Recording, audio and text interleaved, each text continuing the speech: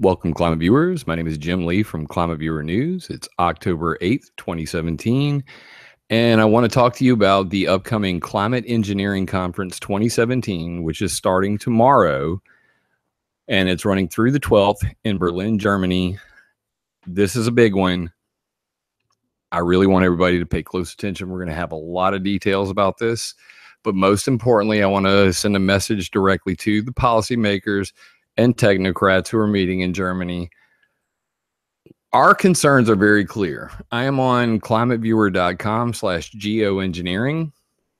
And for the last couple years, since about 2012, when I first started debating Ken Caldera and company, I've been pushing for something called the Clarity Clause. And the purpose of this is that we're in a situation where millions of people around the world are looking up and saying, what in the world are they spraying? And all they get are nothing to see here. When they talk to anybody from the government, the media, the meteorologists, they nothing to see here. And we all know that nothing could be further from the truth. In fact, at climateviewer.com, I have well documented this. I have a separate website, weathermodificationhistory.com, where we are building, myself and Dominic Moramel, we're building something directly for the policymakers and for those individuals who have just run into a brick wall. But regardless, the Climate Engineering Conference 2017 is about global governance of control of the atmosphere, of the sky, of the temperature of water. And that's the real underlying part of this they don't want to mention, but we'll get to that in just a moment. Up here on the screen, I'm on climateviewer.com/geoengineering. If you go to climateviewer.com, you just click geoengineering right here. You'll be playing along at home. And near the bottom of the page is something I call the Clarity Clause. And I'm just going to scroll straight to it, because this is the most important part for me, and I want to make this clear to the policymakers. Right now, we're in a situation where geoengineering is occurring. We have confirmation from Chuck Long at the NOAA's CRES Earth System Research Lab, referring to it as accidental geoengineering. So whether it's accidental or not, there is geoengineering. And it's time to stop playing these verbal ninjutsu, Greco-Roman wrestling, tongue-tied matches of BS that we hear every day. It's time to get down to what matters. And what matters is people are scared. And governments are supposed to protect people from nefarious individuals. And we happen to know that there is no way to protect us from weather warfare, even though there's a movie in theaters this month entitled Geostorm, which is, of course, coinciding with this climate engineering conference.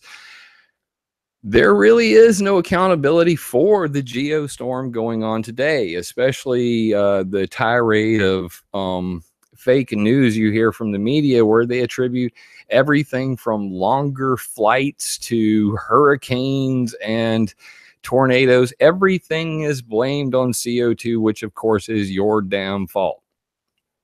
And they'll tell you that in Oregon, you can't burn fire in your wood stoves, that you guys need to use less energy and all that stuff because it's your fault. But they never acknowledge the ongoing cloud seeding, climate engineering programs around the world, let alone the role that aviation and rocket and space travel all have a role in this. They'd rather blame you.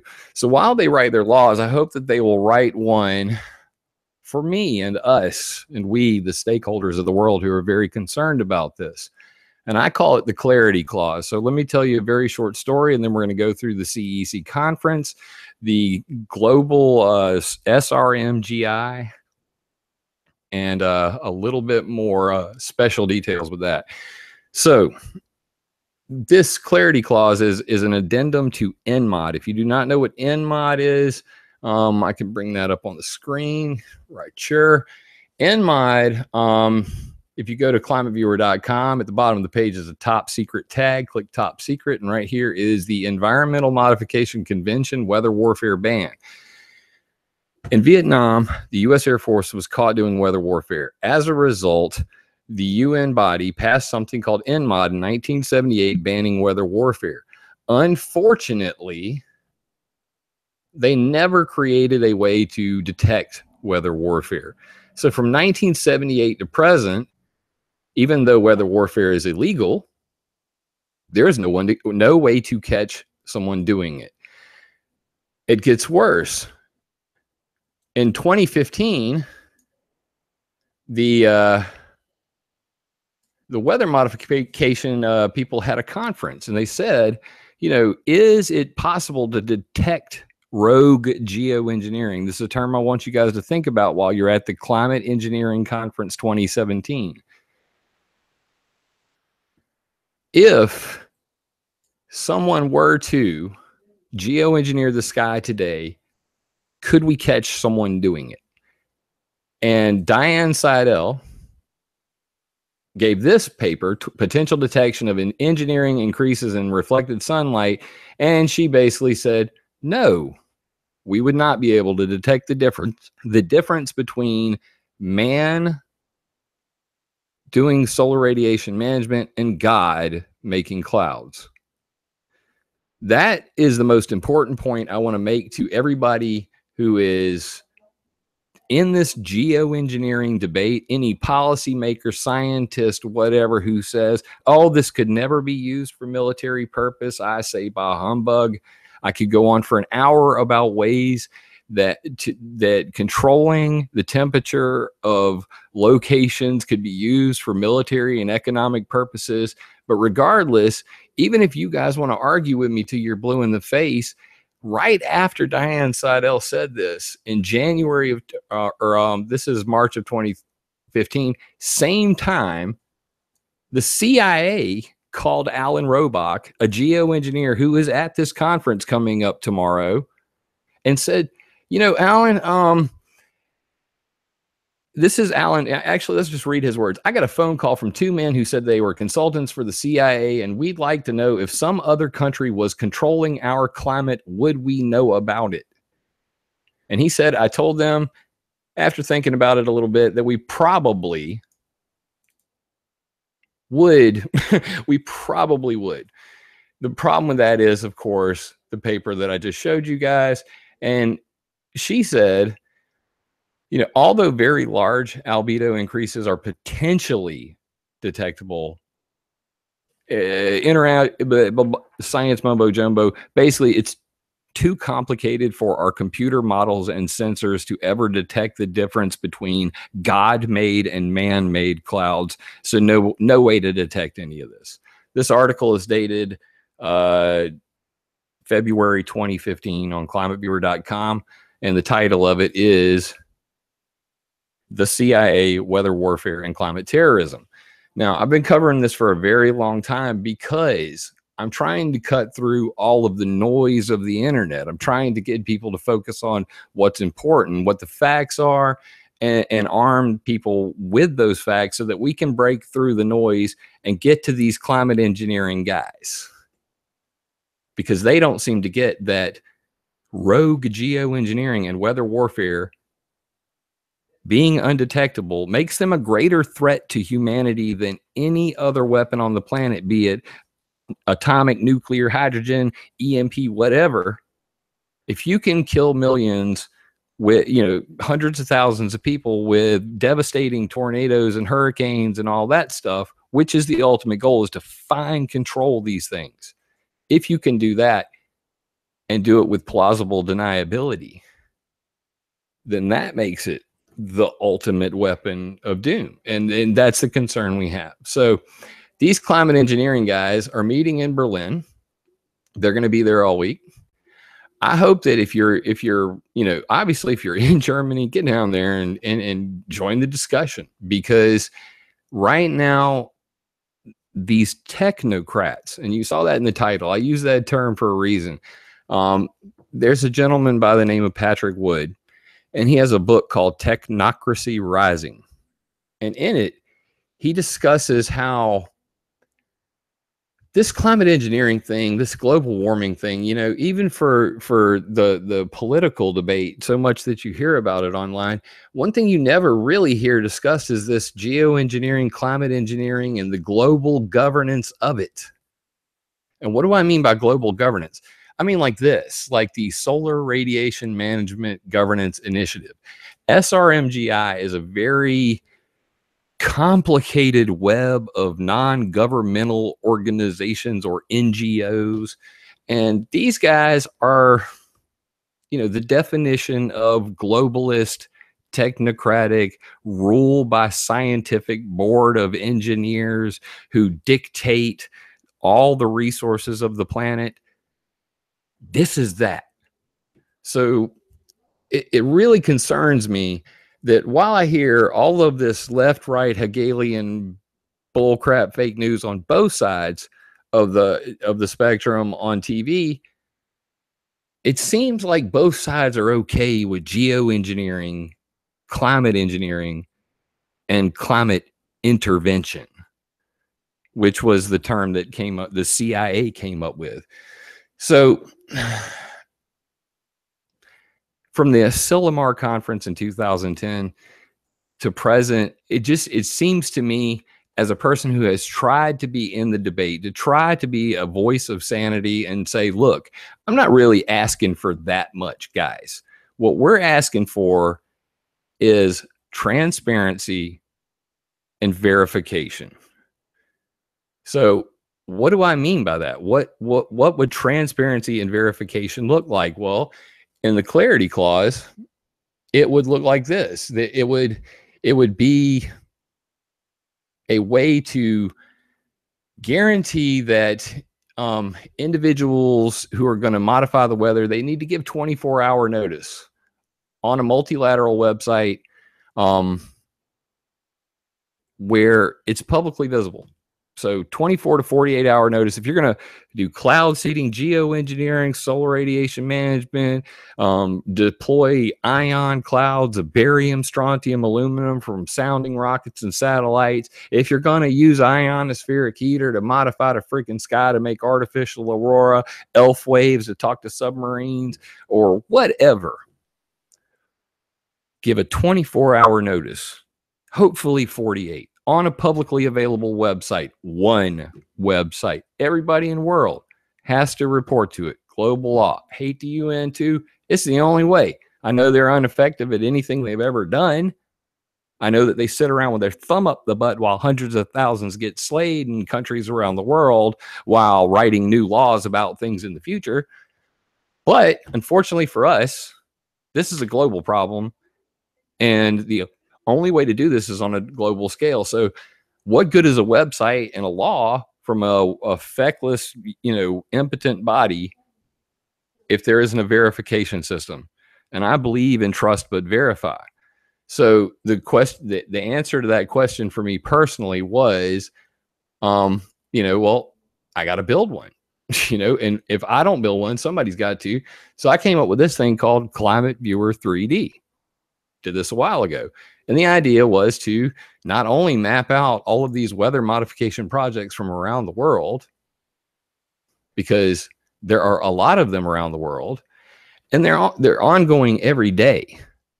And while they're blaming you for your CO2 farting car, they're not saying, hey, could it be possible that the wacky weather you're experiencing has something to do with weather modification activities, which go on to the tune of millions of dollars, which is a fight over water in the sky, not CO2. And then I says to myself, what's really going on here? Because if they're busy writing laws on a global scale to do something in the future, and they're telling us all it's not going on now, well, we know damn well that's not the case. And I have most of this stuff mapped out already. We're going to continue to map it out. But when you start to look at all of these experiments on a global scale of dumping chemicals on a daily basis to modify the sky with the intention of climate engineering, the climate gets modified. And then suddenly the local weather guy cannot predict the weather 3 days out. because there's constantly somebody changing the weather. So you can't talk about climate change without talking about the climate changers. And the climate changers are changing the climate for water, mostly. There are many other cases of why they change the climate. We call them euphemistically chemtrails online, but regardless, these guys can laugh all they want about how people of different educational backgrounds refer to the process of modifying the atmosphere with chemicals. But pretty much every single one of these technologies is dump chemical in sky to get effect X, Y, and Z. So do I do cloud seeding by dumping chemicals from silver iodide flares, or do I do solar radiation management by dumping aluminum nanoparticles? Oh, wait, I can do diamond dust. I can do sulfuric acid. Let's do calcium. Oh, that sounds much less scary. Hell, it'll make your bones stronger. No, let's not do that. Let's go get sounding rockets. Let's dump some barium and strontium and just hit it with a microwave beam. Every single one of these cases, cirrus cloud seeding is the latest one, just to mock every one of the chemtrail people out there who's ever talked about a cirrus cloud coming out of a jet aircraft. Now you've got Ken Caldera, tail between his legs, 5 years after I told him this shit the first time, that cirrus clouds do matter. Hashtag cirrus clouds matter. Go look it up. It's on ClimateViewer.com. Cirrus cloud seeding. And basically the latest geoengineering idea that they're throwing around is this cirrus cloud seeding. And it's just a bunch of hokey garbage too. It's right here at the top of popular posts on the sidebar there. Cirrus cloud seeding, geoengineering with cirrus cloud seeding. And you can see the little idea here is that, you know, hey, we'll use cloud seeding for geoengineering. So it's all dumping chemicals in the sky. And they really have no idea what the effects are. But what they do recognize, and this is the head scratcher for me, that all the guys who are going to this party over here at the CEC 2017, this is the handbook handed out by SRMGI Global Forum 2017 participant booklet, Berlin, Germany, 9 and 13 October 2017. So what's going on here is the Climate Engineering Conference 2017 and the SRMGI Global Forum are occurring simultaneously in the same spot. And I was looking at it and I found this kind of interesting. Maybe you will too. Because I was just scrolling through here and I said, let's go see what happens. So right here, first thing, before anything else happens, SRMGI Global Forum Day 1, all damn day. By the way, public not invited. So, and I'm thinking back to Patrick Wood's book about the technocracy thing. And I'm thinking back to all those times that Ken Caldera and David Keith and all of these fake ass fakertons from, you know, the Carnegie, you know, all that stuff, DC Geoengineering. Oh, wait, they're called the Forum for Climate Engineering Assessment. All these fake public outreach, public input groups. They talk about how this is supposed, you know, everybody is a stakeholder in this one. And we really, you know, here, this is from the IASS Potsdam in Germany. Climate engineering, a tool for climate protection. GT the FO. International experts will debate controversial interventions in Earth systems at the Climate Engineering Conference in October. So they recognize that they're controversial because the shit is crazy. They recognize that people don't like it. They have done many papers on public opinion on this. And Ken Caldera said it best. When the paper, they did a public, you know, opinion piece on geoengineering, dumping chemicals into the stratosphere or troposphere, into the sky, dumping a fine layer of chemicals to block the sun, to block out sunlight, global sunscreen. I mean, to anybody watching this video, if you think this is a great idea, please in the comments below, tell me why you think it's a great idea for man a group of individuals, unelected body, gets to choose where water falls on a global basis and what the temperature in those locations are. If you can tell me 2, let alone a body of 12, let alone it's going to be thousands of people fighting over this. But if you can tell me anybody on the planet, if Jesus comes back, would you trust him and one other person to choose what the weather is worldwide, whether people will get water or not?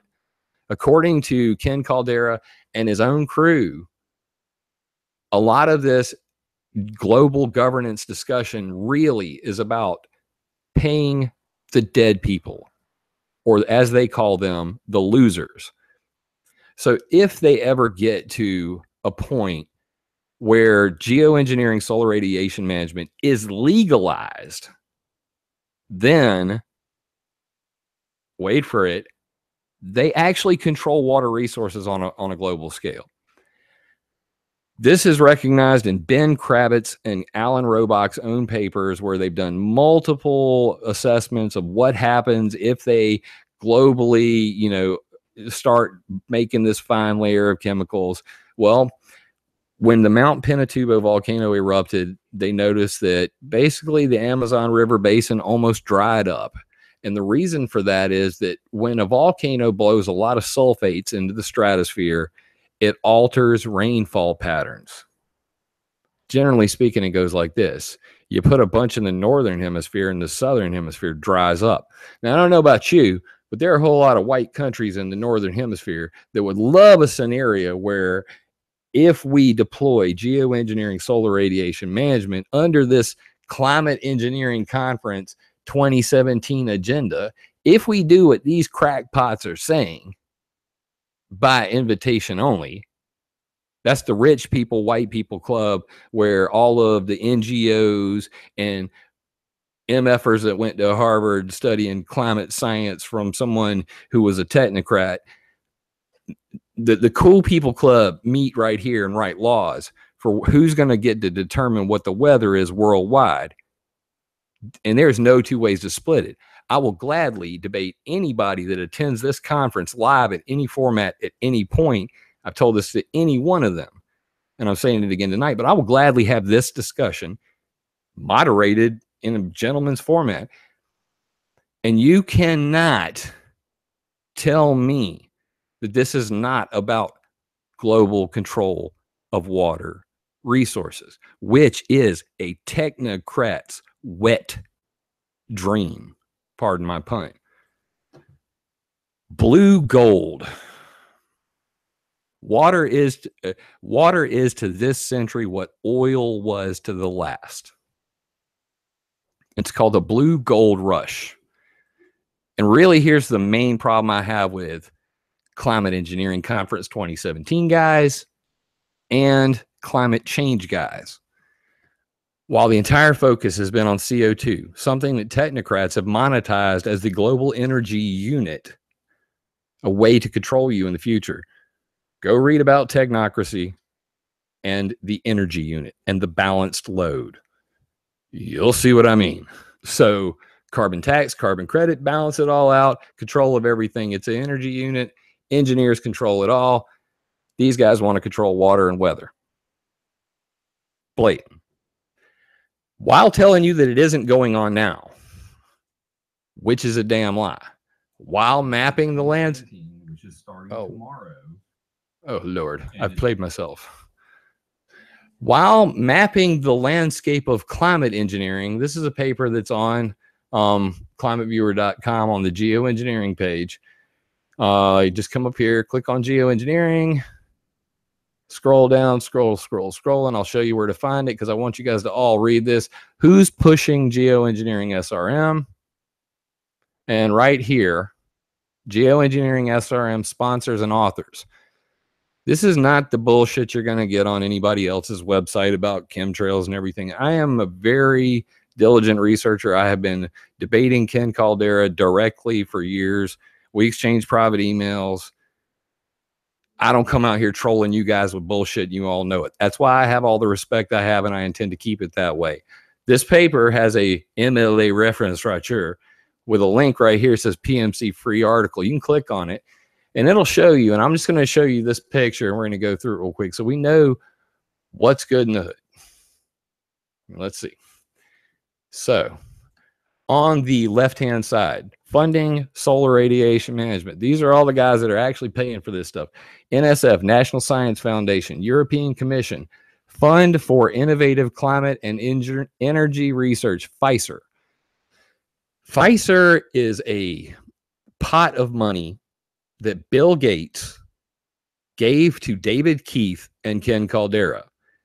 David Keith and Ken Caldera both get paid millions from Bill Gates, and they are the fiduciaries. They are the money holders. They hold the gold pot of geoengineering research dollars. And anybody with a brain knows how this whole research community works. These guys would literally lick poop off a brass ball if you told them that they could get $1 million to fund their research. So David Keith and Ken Caldera, coincidentally also SRM authors, coincidentally also geoengineering patent holders, meaning that not only do they get paid to lobby for this shit, they also own patents and will monetarily benefit from all of this stuff going on here. Surprise! Not a surprise. This is all available on climateviewer.com/geoengineering. Has been for years. Please share it around. Please like this video and subscribe. I do this all day, every day. Try to keep it real. Uno momento while I wet my whistle.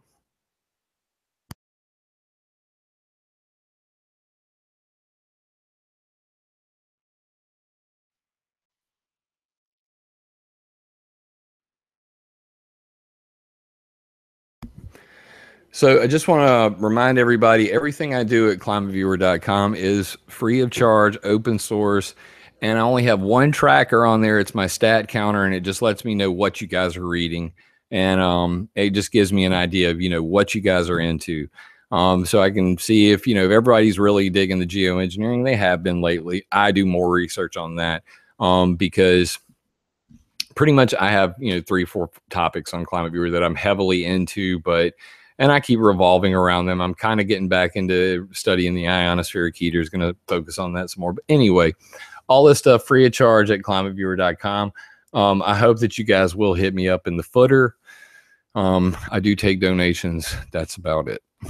And also ClimateViewer 3D is at climateviewer.org. It is also open source, free of charge, no ads. And I do this for the love of it.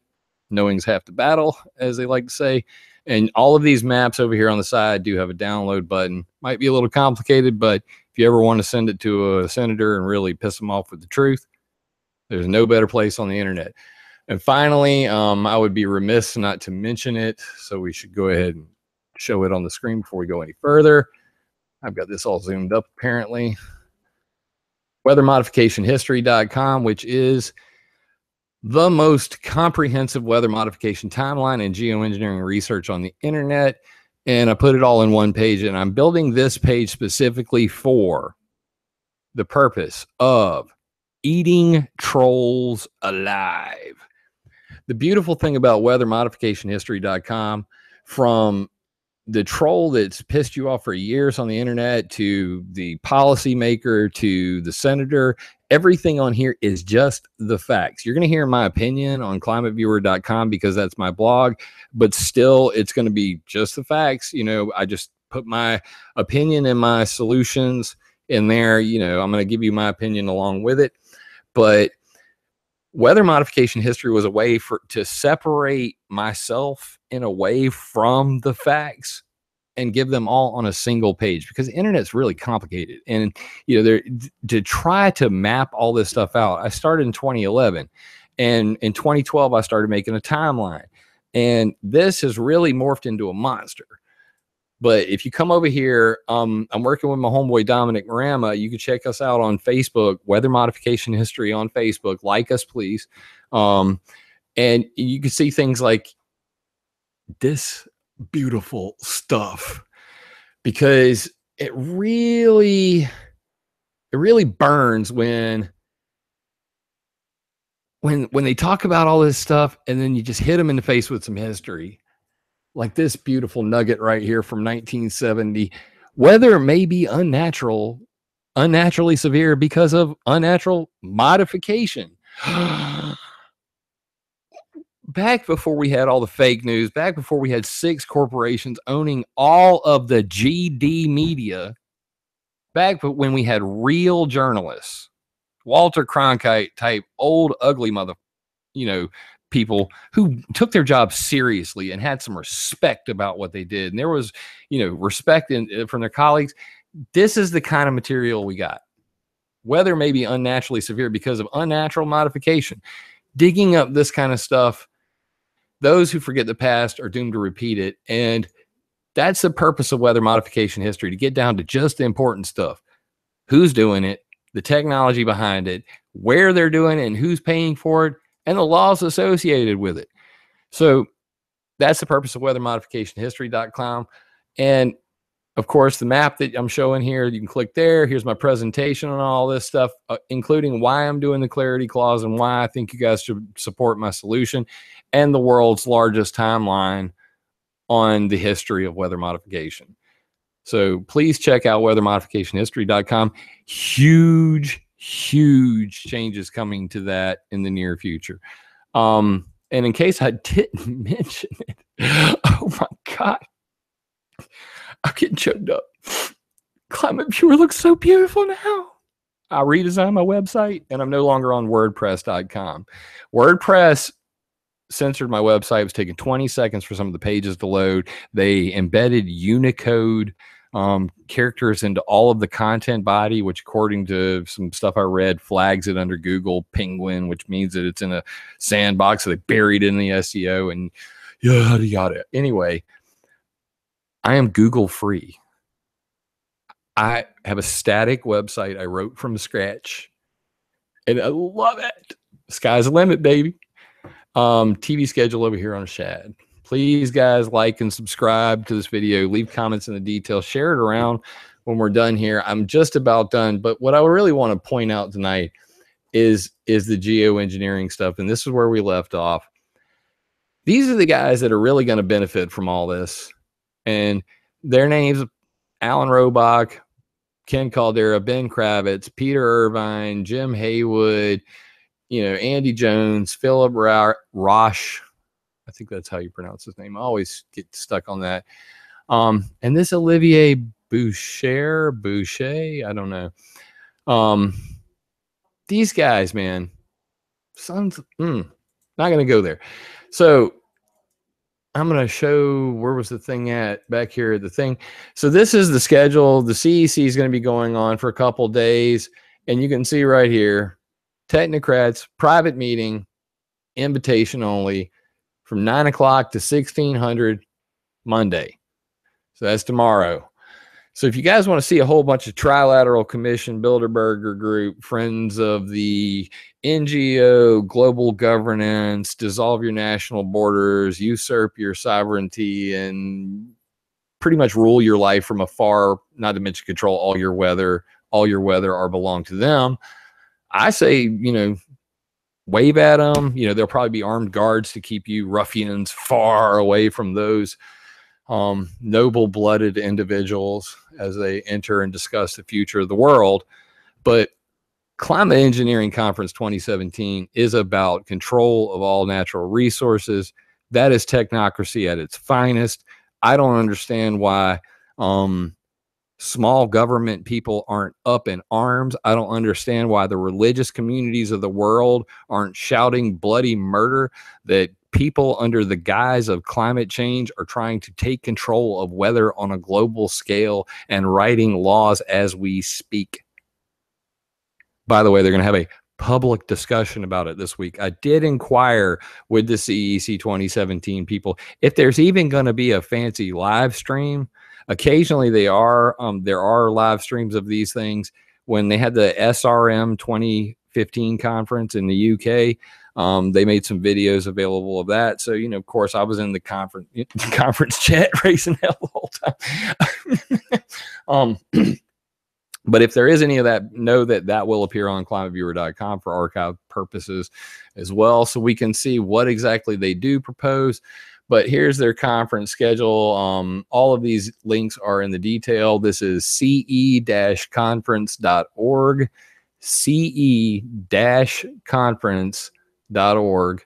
And just if you can't find that, search for Climate Engineering Conference 2017. You know, these things, this has been going on for quite some time. And when they did the COP21 thing, and most people don't know about this, maybe we can end with this, but this is a despite what anybody thinks about global warming, it doesn't matter whether you believe global warming as it relates to CO2 is even a thing. Because even if it isn't a thing, they're still going to do this. So here's the rub, and I'm going to leave you with this little nugget to chew on. We're in a world where cloud seeding, cloud ionization, lasers to steer lightning bolts, people talking about using satellites to heat tornadoes, hurricanes. The sky is truly a playground for mad scientists, and there's no accountability whatsoever. The last time they were caught doing it, they were caught doing it in a war scenario, and a law was passed, 1978, saying, you know, maybe weather warfare, that's a bad idea. This October, in theaters now, it's a film called Geostorm. And of course, they hyper reality the whole damn thing to kind of make light of it. Or maybe they don't. I haven't seen the film. I'm not going to judge it at all.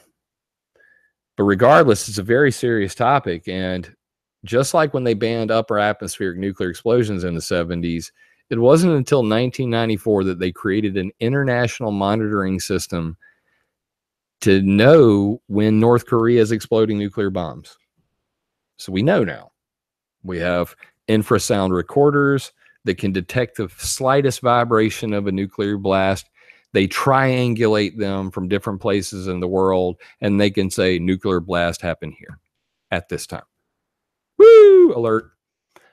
Problem is, when they banned weather warfare in 1978, they never made a way to tell if another country was modifying the weather over your country, let alone if some nefarious individual was up to something. And that's a serious concern for everybody on the planet. So I hope that the CEC Conference 2017 people will take us seriously and demand that transparency and verification happens from this day forward. Because I understand that there are billions of dollars and 100 years of modifying the weather. I made weathermodificationhistory.com, so I know.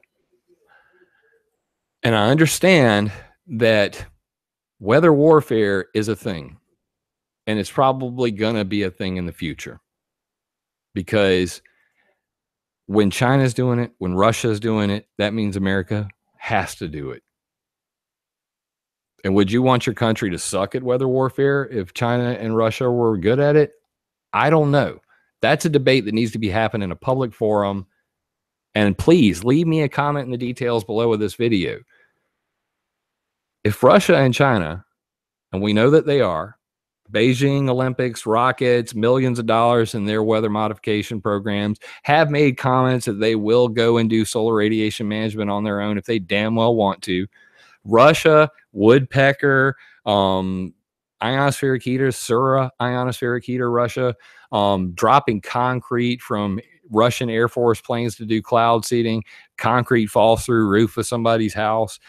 Doing cloud seeding after the Chernobyl nuclear blast to prevent radiation from falling on Moscow. China, Russia, not exactly America's friend, are involved in weather warfare. If you think America isn't, you're crazy. The problem that everybody on the planet has is that you scientists at your climate engineering conference and all the dollars behind all the studying that all you authors are doing, you are arming the military. They said it in Owning the Weather in 2025. That think piece was followed up by a meeting where the Phillips Lab, U.S. Air Force and Army met in 97 and said, let's make this a reality. It is a reality. And the reason it's a reality is because pricks like you are willing to drop millions and billions of dollars to study how to control the weather. And if you think they won't weaponize it, you're crazy, because they do, they have, they will again. Therefore, please, we want transparency. Globally, anybody that dumps a chemical in the sky to modify the weather, the atmosphere, the temperature, the rain, the ionosphere, to make artificial aurora, any of that shit, anything, global law, the clarity clause, 24 to 48 hour notice, so that if you kill somebody, if you destroy their property, if you destroy anything as a result of your modification, we can sue you. I think accountability is a beautiful thing. And with transparency will come honesty, will come better modeling. The weather, meteorologists will benefit from this, because shit, if you tell them you're actually modifying the sky, then maybe their models will actually turn out a useful number one day, because they will be able to account for the modifications that you're doing. Currently, they cannot. That is unacceptable. So transparency and verification. And the only way for us to get to verification is with an atmospheric sensors network. And I've been trying to get there with ClimateViewer 3D. It's a long-term project, but the idea generally goes like this. We do not have very good sensors, and we need better sensors. And obviously, we need a second set of sensors that are public sensors, because sometimes governments can modify their data, kind of like what they did with the EPA's RadNet when the Fukushima Daiichi nuclear blast sent radioactive cesium and iodine all across America, and they shut the damn network off. So not only do I demand that governments provide a sensor network to detect weather warfare, I hope that people will support what I'm doing and that we can make our own.